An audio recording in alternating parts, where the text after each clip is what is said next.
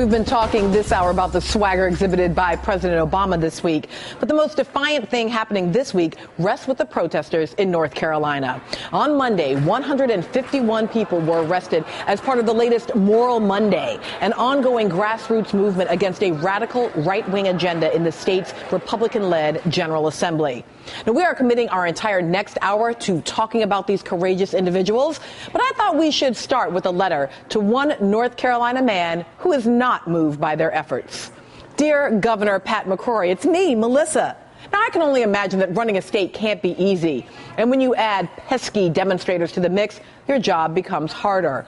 Harder because you have a growing group of people not willing to stand by idly and watch the erosion of their hard-fought freedoms. Harder because you can't be bothered with hearing their grievances or even meeting with them. On Tuesday, you told reporters, "I am very pleased it's been nonviolent." Say word, Governor? Really? Who did you think would be posing a risk of violence? The clergy in their collars, the disabled in their wheelchairs, the elderly who were just present to observe? Or were you expecting them to pull out knives and shank somebody just because the lead organizers are from the state chapter of the NAACP and the Advancement Project? Because let me remind you, Governor, that your state has a long history of nonviolent protests by black and brown folks, including one by one of the most famous, civilized students at a lunch counter in a place called Greensboro. Governor, if you would bother to meet with your constituents, maybe you would learn why they are gathering every week.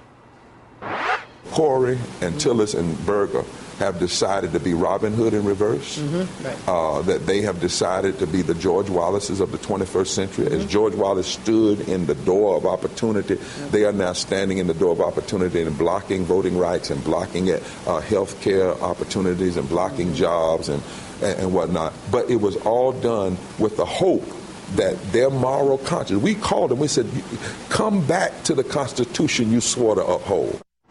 So here's the point.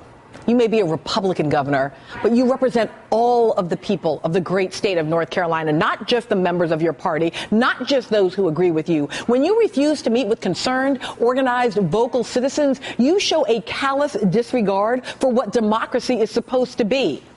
The way I see it, you have a choice of what kind of Southern governor you want to be. You can go down in history like Governor Terry Sanford, who fought to expand civil rights for all North Carolinians.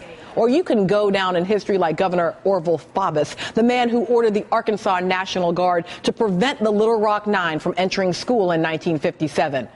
Because the movement is growing. And if you thought you had your hands full with Moral Mondays, get ready, because Witness Wednesdays are coming.